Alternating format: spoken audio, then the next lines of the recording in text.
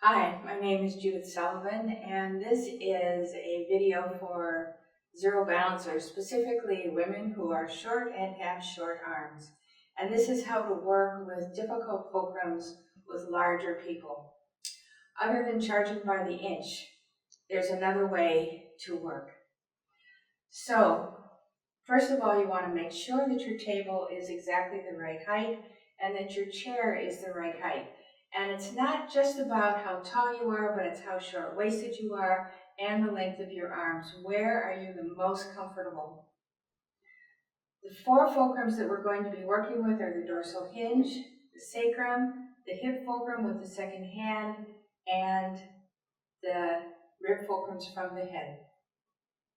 So there are two ways you can do this. The first way you can do this with all of these is to work on just one side of the body, and most of you know that. So it's very easy to come in and work on the dorsal hinge with one side, finish that, and go over to the other side. The same thing you can do with the sacrum. And sometimes when you have a larger person, it's harder to get your hands under them. I recommend these simple food service gloves that are very inexpensive and make everything slippery. The more you use them, the more crinkled they become and the less noise they make.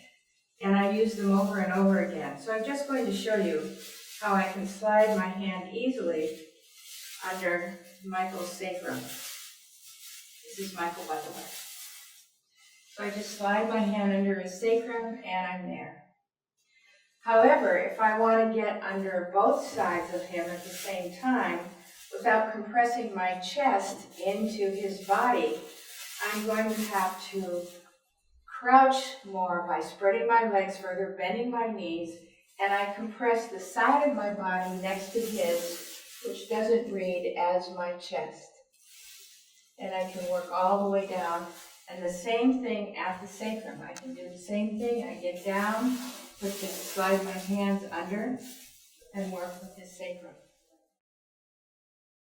Working with the hip fulcrum and the second hand, I'm going to, normally I just pick up the hip and I do all of the things you do in the hip fulcrum and you reach forward, but here you can see my chest is compressing into his leg.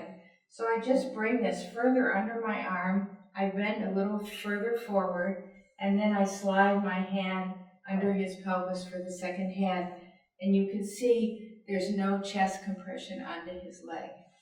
Using the gloves, it's very easy to slide under, or if you have something that's very slippery or if it's not hot in summer, it's easier to slide under the ribs. But you want to make sure that you're not so close that your chest is compressing into his head. So the way to do that is to make sure they're close to the end of the table.